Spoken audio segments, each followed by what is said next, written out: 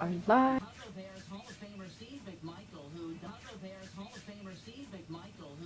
from ALS, suffered from CTE. The Concussion and CTE Foundation announced upon study of McMichael's brain, Okay. he was found to also suffer from CTE, chronic traumatic encephalopathy, the degenerative brain disease found in many former football players. Are you so ready? No. You so excited? No. Why not? It's the greatest Tuesday we've had all Yeah. week.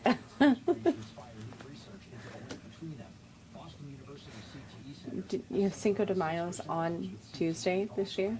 Is it? Yeah, I'm trying to talk David into us doing a Taco Tuesday Cinco de Mayo party. That would. I think that'd be super fun. Reporters also had questions about his new job. Acting Attorney General Todd Lynch announced the creation of the National Fraud Enforcement Division, saying 8,000 fraud-related cases are being investigated now. Our vision is to build a robust fraud-fighting squad capable of investigating and prosecuting the full spectrum of fraud against taxpayer dollars. But Lynch was later asked by one reporter how he, as the new acting attorney general, plans to balance pressure from the president to go after his political enemies with a promise to end weaponization of the department. People say the president wants to go after his political enemies. Well, the president Afternoon, we're looking at mostly sunny with a high near 70 tonight, mostly cloudy with an overnight low of 50. 45. I'm Joe with T-Ran News Radio 93.9 FM at 1240 KQEN. The following program is paid for by Little John Financial Services.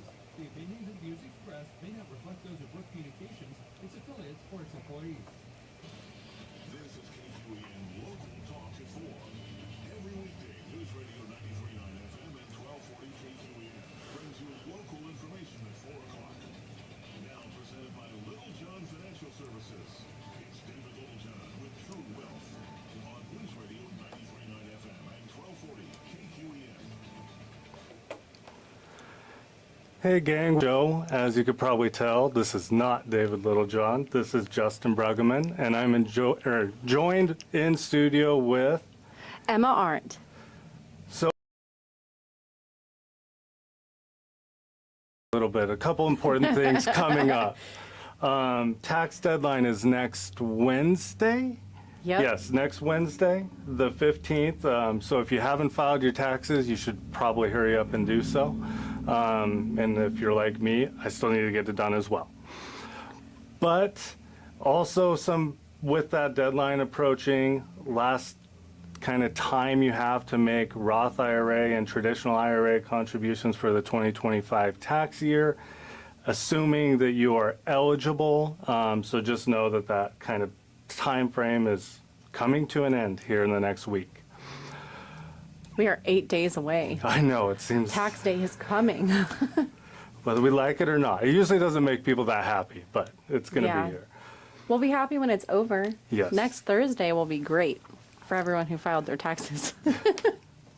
Assuming maybe they'll get some money back. I've Yeah. heard better results this year than the last couple of years. But Emma, we're going to talk a little bit, because I'm on the show, we're going to talk a little bit about retirement. I am so happy about that. And one of the most common questions that we get is, do I have enough money to retire? And that answer is a loaded one. Because Emma, if I were to ask you, is how much money do I need to retire? Is that actually the real question, though? Maybe. Wouldn't you say a better question would be, will my income support my lifestyle? Because I feel like maybe, it could be different. Right? It can. And it is very different for every individual. Have more money in your retirement account, just because somebody has that doesn't necessarily mean they're going to be better off for retirement in the future. Right. Funding for, say, a $10,000 a month lifestyle versus funding for a $5,000 a month lifestyle can be a very radical different number. And that's where I guess, to the listeners is, I can't give you that answer without having the understanding of what the rest of your financial world looks like. And so if it's just a dollar amount, then sure, we need to track this rate of return with this amount of contributions to get to that goal. But goals change as well. Absolutely. And just the world is changing. I mean, it's kind of it's kind of hard to plan for a world that's going to be different in 10, 20 years. Right. So how do you start to piece that together and look at that? Like, are there different kinds of income? What? Right. Yeah. So kind of analyzing too, which we're going to stick with Oregon just for this kind of conversation because it can be different in other states as well, is you contribute into Social Security whether you know or like it or not. And reasoning for that is, one, it can be kind of expensive for the company as well. And the biggest kind of shift in it as well is people used to tend to work at places longer.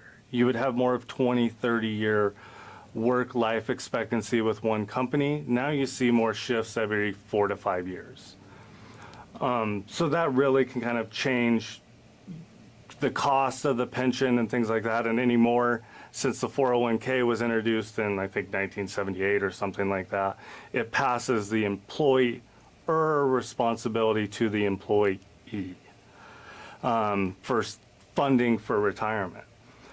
But the real big kind of question is what is my lifestyle and how can I continue or increase this lifestyle to be better, to serve the purpose? Because everybody is very different. My retirement probably looks a lot different than yours, Emma. Yeah. Yep. So how do you start to break that down? Are there some examples that you can give us of what that might look like? Have different tax advantages, but we can get further into that later. But it could be somebody that has less money in assets actually lives a more comfortable retirement. Some of it can be pension replacement, some of it can be just lifestyle replacement. Because to generate, if you have $2 million, at a 4% distribution rate, it generates about just under $7,000 a month. Mm-hmm. And if you need to get the 10, then you have a shortfall. But if you only need $3,000 a month and you have $900,000, then that bucket is full. Yeah, because that 4% is actually covering most of it. So you're Right. actually getting most of what you need from your own retirement account, just because your spending might be lower. And Social Security, I mean, it's, in theory, it replaces about 40%. That's for the average American. I think that would. Quick though, I thought one thing was interesting. You talked about early Social Security, and then at 7 you get full Social Security. Can you explain that? Because that was So- actually interesting. Okay, depending on when you were born, because they've changed when full Social Security is. But as of now, it is 67. So my Social Security retirement age and your Social Security retirement age full retirement age is 67. You can take Social Security at a reduced amount as early as 62. And there may be some other extenuating circumstances, but we're going to go generalized. And then also you can delay, and each year you kind of get an 8% bump by delaying. So if your kind of work life is happy and you have the flexibility to still work, then it's sometimes beneficial to just delay because you get the maximum Yeah. benefit later on in life. So it kind of locks you into wherever you start taking Social Security at. Yes, and sort of. There could be some, if you have a high enough income pre-67, they can withhold some of your Social Security income based on if your earnings limit's too high. And so then when you hit full retirement age, it recalculates based on how much they withheld. So you may have actually started at 62 and they withheld enough that when you hit 67, they re-rated at 63 if they withheld enough. Okay. Once you hit full retirement age, the income doesn't matter. Other than for tax purposes, but that's a whole different conversation. And you can see it all over the board. People retire with $15,000 a month. People retire with $3,000 a month. And it very much depends on lifestyle. I would say that one of the biggest, I guess you can call it, mistakes that we see is way too much debt in retirement. And Like going into retirement with too much debt, yeah, or with too much unsecured debt. Mortgage isn't, it can and cannot be depending on the different income streams, but having unsecured credit card debt that isn't monthly covered completely, not just minimum payments, because minimum payments can be a 20-year payoff depending on the credit card. yeah, And that can just kind of drag, into the abyss, I guess you could call that. And it can get more expensive. It's tied to, the federal funds rate. So, what interest rates you were paying on credit cards 3 years ago is different than it is today because interest rates have increased. yeah, yep. And so the debt has gotten more expensive. Stuff that was probably costing 21% is probably now closer to 28 to 30. And Yep. that's a big change. Yeah. And it can get really expensive really quick. The easiest success stories that we see is zero debt in retirement. Well, so you said that, I'd love to dig into, you said that mortgages aren't necessarily the same, that they don't necessarily work the same. So is that a goal that people should have, is to pay off their mortgages before retirement? Or, I mean, I know it's case by case, but Yeah, and you can look at it as, for simplicity reasons, yeah, it's great. If you have the funds available to get rid of it, it can make things less stressful just because your income stream, the budget is expanded instead of, declining of room, of extra. fair. That's fair. But, and it's just very individualized for every person. But we're already running into our first break, which that seems like that went way too fast, so that means I was talking too much. And we're gonna come back and talk about some of the biggest mistakes in retirement planning. So we will be right back here in a few minutes. You're listening to True Wealth on 93.9 FM, 1240 KQEN, and we'll be back after the break. Talked way too much. You're fine. That's good. not for me usually. You should definitely give a disclaimer, though, when we Yes. come back. Yep. It's really interesting. I'll give the disclaimer online. This is not financial advice. No. Talk to a financial planner. It needs to be personalized advice. Line is leaking outside your home. You may see dead vegetation, hear a hissing noise, or smell it.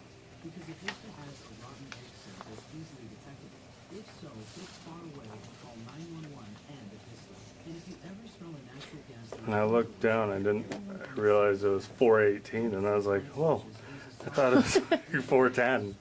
go somewhere safe, like a neighbor's house. Then call 911. I mean, would you rather have it go No, fast and get...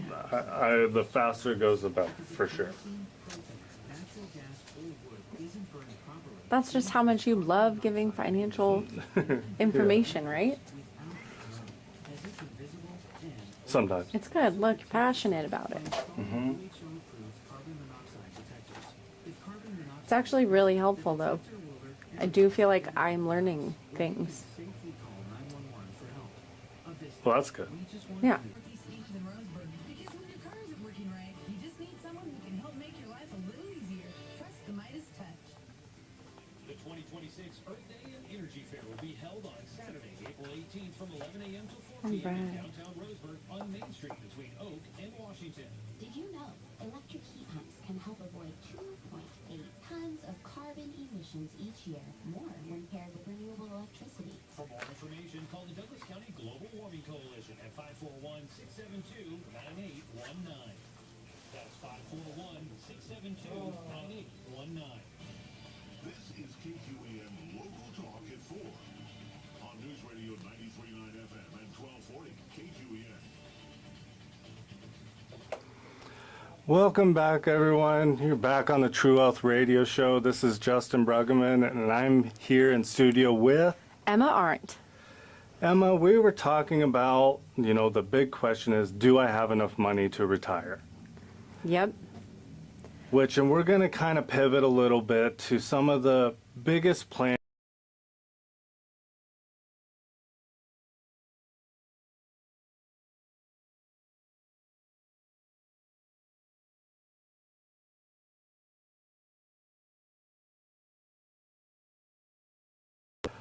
So, and Emma, we kind of had this kind of conversation earlier of, do I have enough money to retire? And you kind of brought up as, or I guess we kind of brought up as like, do I start planning? When do I start planning? Yeah. When does that discussion need to start? And I kind of brushed over the kind of that comment of just, kind of in the early age is kind of getting on a budget, get in the habit of saving, the kind of, which again, I will reiterate this on the air, I am not giving financial advice. This is very personal to every individual. This is very broad statements. So just so we're kind of covering our own butt about the advice portion of it. But it is different for every person. But in the early years, planning for retirement, it really is just figuring out a budget that really makes sense. I mean, if you can save between 10 and 15% for retirement, that is great. Yeah, that's a bit. And I also understand economically, especially with how expensive things have gotten over the last few years, that some of that has been shifted or just has to be shifted to survive. But there is still time. It's more about creating the habit, even if it's starting small, especially as a percentage-wise, say 5%, and each year or each raise, you bump it 1%, and you don't actually really notice it that much. That's actually a really good idea. So what is the ideal planning time? Like, yes, you can be contributing to your retirement accounts and stuff like that, but when is the best time to really buckle in and start planning for your retirement? Right. So at a younger age, just getting into the workforce, I would say, every 5 years kind of check in and make sure you're doing everything is kind of in order for, what age you are, income, wherever stage you're at in life. But realistically, once you hit about, well, I guess it would depend on what age you want to retire. Because if you want to retire at 50, then the conversation needs to happen much earlier. But again, we'll go back to kind of broad strokes here. We'll say 65, just for fun, because 67 scares people, so we'll just call it 65. 65, sounds good. So it would kind of be more of late 40s would probably be is where you kind of really want to make sure you're on track, because that gives you enough time to play catch up if needed. It's easier, if you have a longer time frame. So of course, if you're planning at 20, it's easier. Put a lot more in, let it grow, and let the compound interest work for you. But that isn't always the case. It's typically pretty safe. And then the last 5 years before retirement. Yeah, absolutely. Are there, so you talked about catch-up contributions. Are there specific rules around that? Yes. If you are over 50, typically you have catch-up provisions, meaning you can put more money into IRAs, 401ks, most tax-deferred vehicles. They allow you to play catch-up because it's not uncommon for the need to have the catch-up. Yeah. And so it's an extra avenue to be able to jam some more money in to play that catch-up line. And go ahead. Oh, so the next question with that, though, is, so everything in tax-deferred accounts, is that's another one that's on the list of the biggest mistakes, right? Why is that, though? Why is it not a great idea to have everything in tax-deferred accounts? It really would depend on individual circumstances. If your lifestyle isn't super expensive in retirement, the tax-deferred assets if you're using those as distributions, can sometimes be okay. Where you run into some is if you have way too much money in tax-deferred assets, and say you live on $5,000 a month and you have $6 million in a 401k. Every single distribution you take, if it is a traditional 401k, is taxable income. And then when you hit age 73, there's this wonderful thing that's called required minimum distributions, where the IRS says, you have hid this money from me long enough, hide's probably a bad word, deferred this money long enough. It's time to pay the taxes. It's time to start paying the taxes. And what can sometimes happen is the amount of distributions that are required to take can jump you tax brackets, Okay. as well as Medicare premiums if you jump too high. So even though your life didn't get that expensive, it's going to force your life that expensive. That makes sense. And so it can change based on, that's why you get a lot of push for Roth assets as well, because they don't have RMDs tied to them. And then also, if you're wanting to retire early, having cash in after-tax assets or cash on the sidelines is very helpful. Why Because is that? you are not theoretically supposed to access retirement funds until 59 and a half. There's different caveats to that at 55 and retired, but again, we're going general. So say you retire at 50 and you have all your money tied up, say, in an IRA. How do you access that prior to at 51? You can't. Well, you can, I guess would be the answer is, but you have to pay ordinary income tax plus a 10% penalty. Yeah. So it's you technically can, but it's a pain.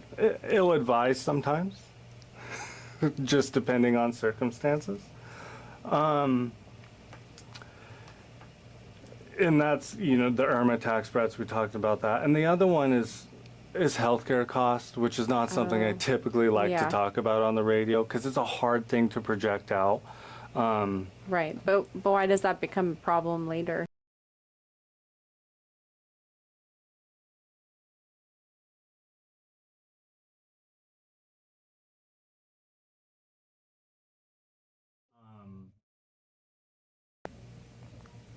That would be the big one is you need somebody else to take care of you. Or not planning for survivorship benefits. Explain that one to me. I don't. Because I can go even theoretically. Me and my wife, I'll have a Social Security income, she'll have a Social Security income, then we have retirement assets. But if something happens to me, she can collect either her Social Security or my survivorship Social Security, whichever's higher for her, Oh, but only one of them. but only one of them. Okay. So if you have a call it a $2,000 Social Security income for both spouses, and then one is no longer with us anymore,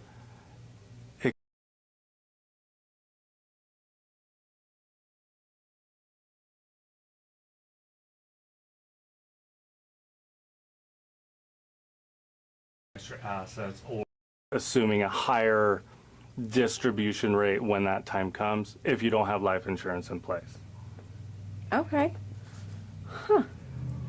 And another, which I'm going to see if we have enough time to get through a little bit of this before we have to go on our next break, but the other is, let's say me and my wife make $100,000. Let's just call it that. That's not actual factual, but in retirement, my brain would be like, I need $100,000, right? Uh-huh. But when you're getting a W-2 income, you're also making retirement plan contributions. You're paying Social Yeah, Security true. taxes, Medicare taxes, Oregon paid leave taxes, all those fun taxes that some of them go away in retirement. Okay, so it's really like the take-home day-to-day living pay. Correct.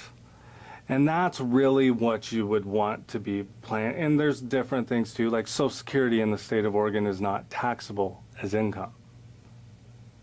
That's an additional savings of, so what typically is, you have your gross kind of income that you've paid now, it's typically between 70 and 80% is what people need to maintain the same lifestyle. 'Cause Okay. if you think is you don't have the commuter gas, Right, yeah. the work clothes, the extra taxes, lunches, which doesn't mean you don't eat lunch at home, but there can be cheaper ways to do it if you don't typically go home. Yep. And so the real kind of cost, again, is individualized for everybody, but the real cost of it may be less from a distribution side with when you tack on Social Security and everything else based on what's typically coming out of like a paycheck. Okay, I could see that. So really retirement planning is like a bundle of different things Yes. that you're looking at. So that would be like the tax planning for it, healthcare planning, and your income planning, like how much income you need to live off of. And it's kind of a combination of all of that makes a retirement plan. Yes, and even some legacy planning too. Sometimes it's important to leave a legacy behind, assets to beneficiaries, so that can change that. But we are running long, and so we're going to go to our next break. And when we get back, we're going to talk about the biggest fears of retirement. This is Justin Bruggeman, and Emma Arendt. you're listening to True Wealth on 93.9 FM, 1240 KQN. Sweet. I think we're okay. Huh? I think we're okay. I think we got plenty of material. Right? I think so too. Yeah. We are halfway through. I think we're good. The potential of a 2-week pause to the Iran conflict saw Wall Street cut its losses from earlier in the day. The Dow Industrials ended the session down 85 points at 46,585, but we're down as much as 450 points earlier. The Nasdaq actually Live stream turned keeps up 21 freezing. points, as did the S&P 500 up 5. Oh, great. I know. Basic shares jumped 11% after Pershing Square said which led the Bay Area company to raise its guidance for the fiscal year. Earnings per share came in at 42 cents, revenue at 1.74 billion. Now expecting the sales to rise as high as 6. There's one more break after this. Mm-hmm. And that's your Okay. At 50. At 50. Yep. And so that last segment's only 8 minutes long. Yeah, it's really short. So we could do this one and then like roll into the next one. Yeah. Okay. And we have extras if we run short, which we won't. Okay.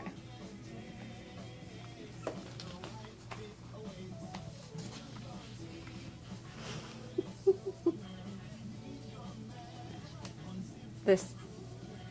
Yeah. It's actually kind of catchy for a commercial. On your way to beating your match. 4 out of 5 employers who post on ZipRecruiter get a quality candidate within the first day. So try it now. Go to ZipRecruiter.com/free. Once again, that's ZipRecruiter.com/free. I feel like for segment 4, I feel like I took the first 2 myths and put them other places on accident. You kind of did, but that's I kind of okay. did. We'll make it work. Attacking Iran for a period of 2 weeks announced a temporary ceasefire, which Number 3 is really interesting, though. Huh? Number 3 is really interesting. It is. combating the received a 10-point proposal from Iran and believe it is a workable basis on which to negotiate. Almost all of the various points of past contention have been agreed to between the U.S. and Iran. Iran now says it has agreed to the ceasefire. Artemis 2 now on its way back to Earth following the Good. lunar flyby. Should be good news for tomorrow.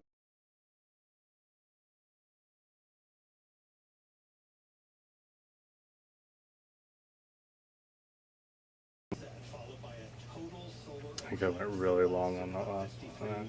Fox's Jonathan Stern, America's listening to Fox. How long?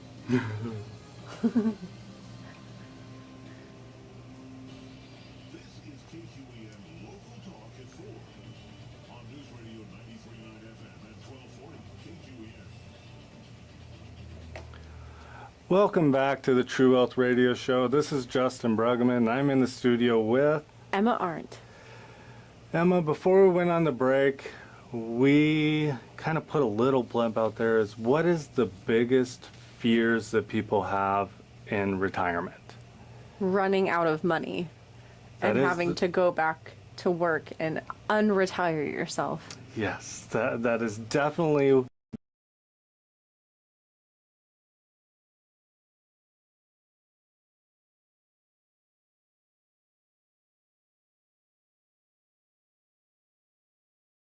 last 25, 30 years, Yep.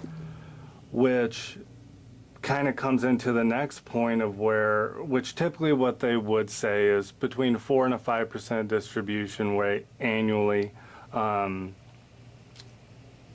with the retirement assets, assuming.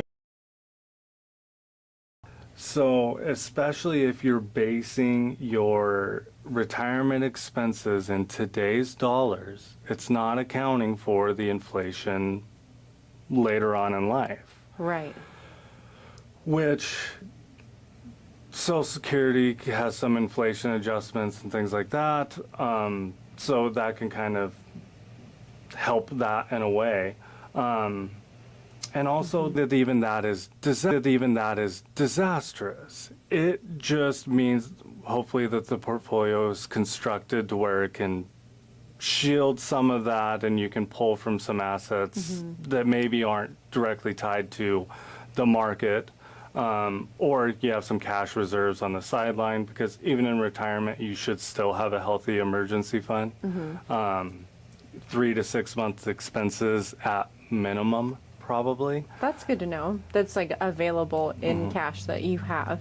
Unless there's unless you have a lot of guaranteed income. I mean, if you have a lot of the Social Security, a lot of pensions income, that can kind of change that, because those are supposed to last your entire life. But especially assets, having that cushion to buy time for the market to fluctuate can really change the success of a retirement plan. And that way you don't feel like you're playing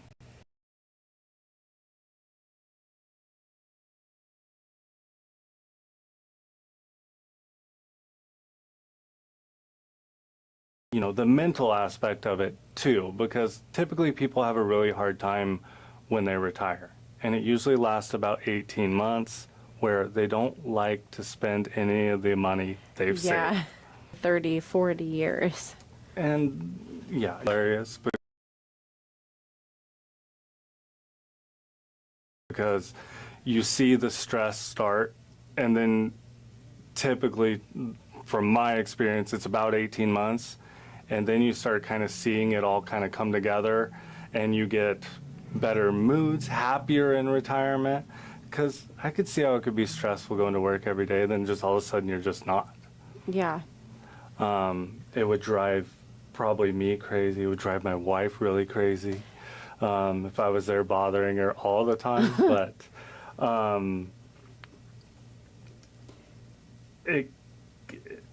which I completely just lost where I was going with that.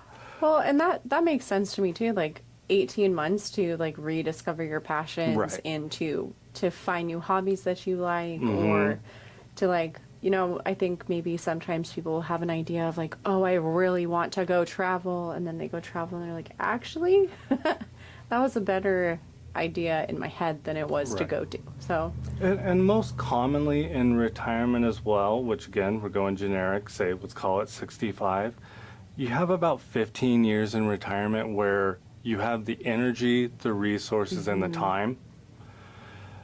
Typically, once you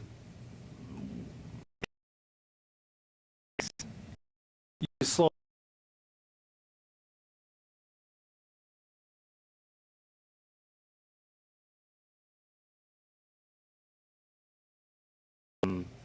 which, that's a very broad statement. It is very individualized for every person, but the vast majority, people start slowing down. Which can kind of turn into the topic of kind of the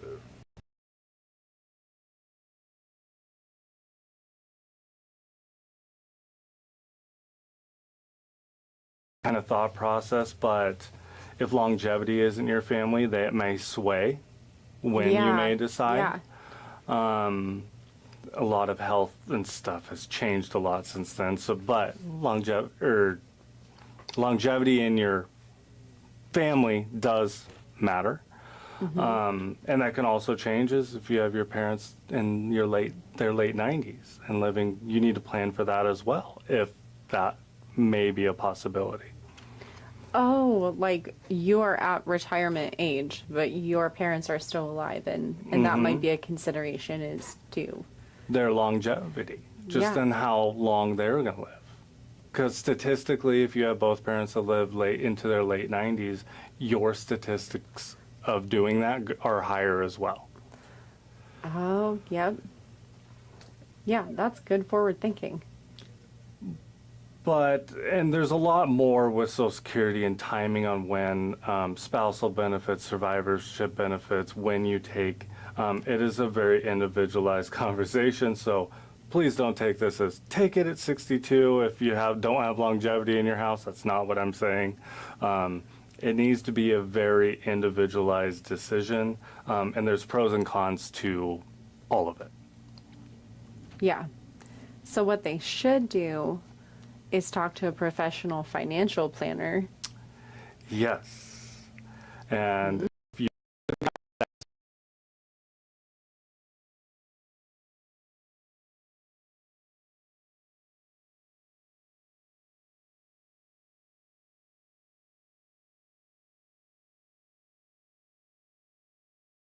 as well. Yep, and on our website as well, there's also a spot where you can schedule a good fit for you. And the big kind of takeaway kind of from the big fear, I guess, in this segment is the retirement plan should be focused on reliable income, not just investment growth. Okay. Because you can go through times of stagnant returns or not favorable returns in your which, it can kind of depend on portfolio construction too. I mean, the perfect world, you would have some passive income from some maybe rentals, some pension income, some Social Security income, and then some investment income, which that's perfect world. Not all of us live in perfect world. Yeah. So here's a question with that. So are you allowed to work and still be in retirement? Or is it just passive Yes. income, or is there like a line though that yes, you can work but not over a certain amount? Or There's typically, that I'm aware of, no real limit on how long you can work. There is no point in delaying Social Security past 70. So if you are past 70, if you have not filed for Social Security, I would highly talk to somebody, because you should probably do that. Good. Without being completely direct, but have that conversation if you have not started that and you are over 70. And you can typically, even past age 70, still make contributions to even 401ks. You may still then have to still satisfy required minimum distributions at some point. But you can still be an active employee past retirement. You can work forever. The IRS doesn't care. They'll tax you forever. And that never stops. Like that required distribution. You don't get some magical pass when you hit 100 or something that you don't have to pay that anymore, or. Emma, that is great, and we will cover that when we get back from our last profit break. Sounds good to me. You are listening to True Wealth on 93.9 FM, 1240 KQAN. This is Justin Bruggeman. This is Emma Arendt. We're making it.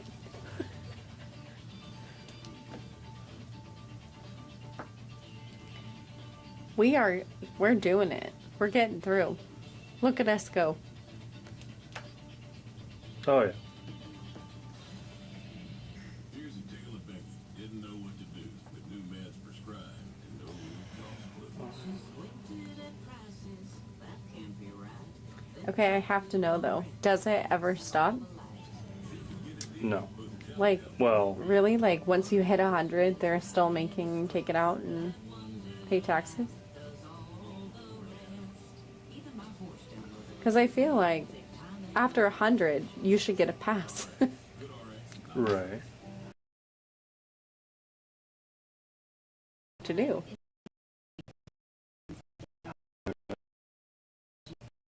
But I don't, Is over budget by 500 million. The Rose Quarter Freeway is now over budget by 400 million. Over budget by 8 billion.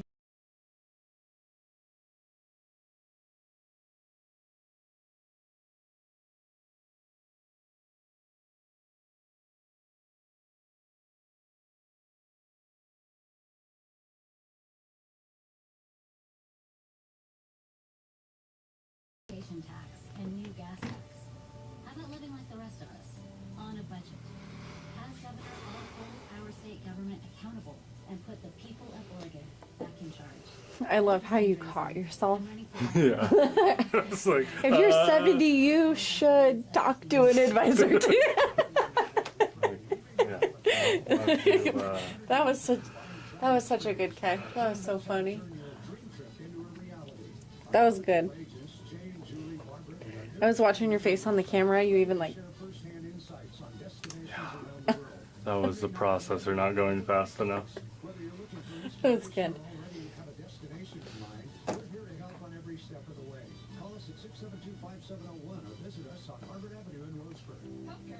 I thought earlier you meant like if your parents are 90 and you're 65, you should plan in money to take care of your parents for Oh. longer because.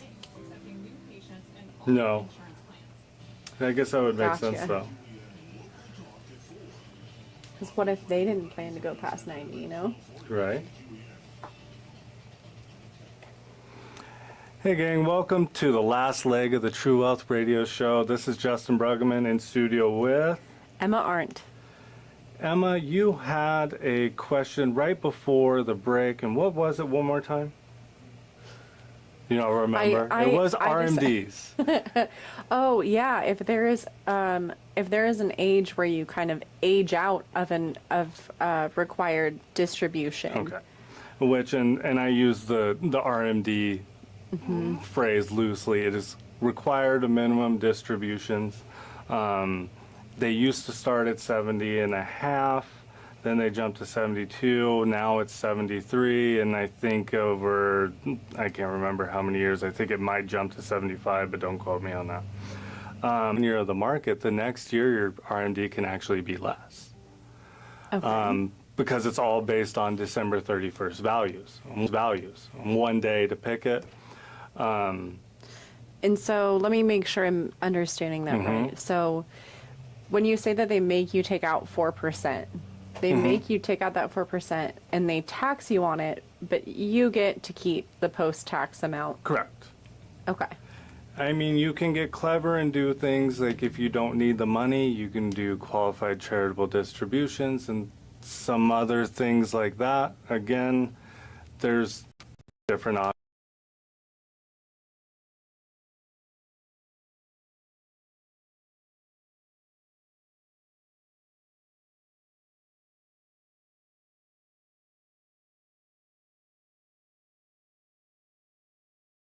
Clear. And if you don't take it, the penalty's like 50% or something like that. It's something crazy.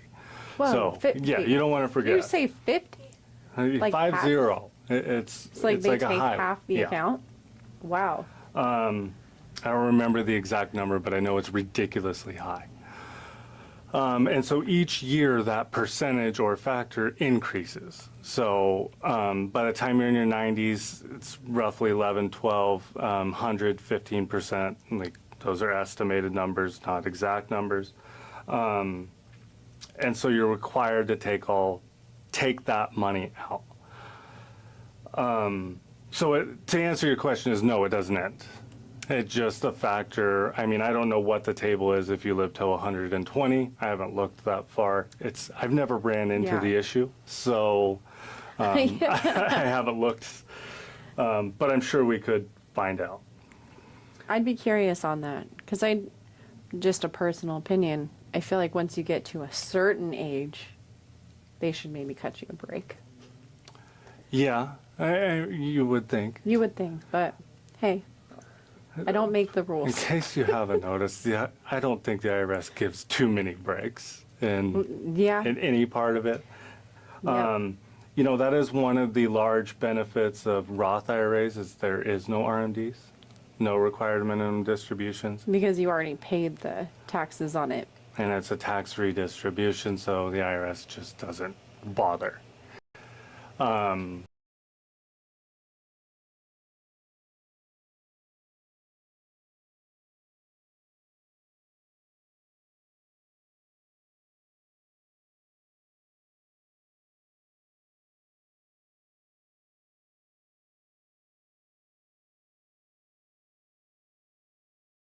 And so that kind of just speaks to why it's probably a good idea to have a mix of things. Yep.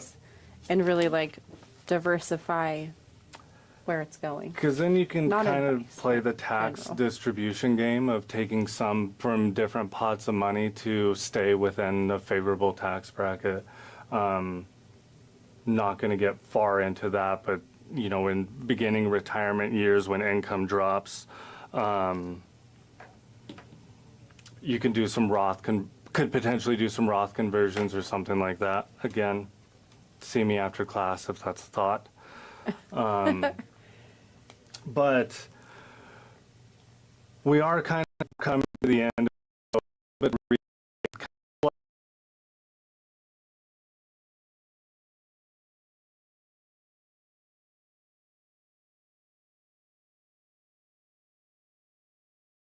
We kind of dove through with, you know, what kind of questions people ask about retirement, the planning mistakes, the biggest fears. If it's a concern, and it maybe should be a concern, please reach out and talk to somebody, at least get the questions answered, because nothing is more common than I should have done this 10 years ago. So if it's in the front part of your brain right now, maybe get something scheduled.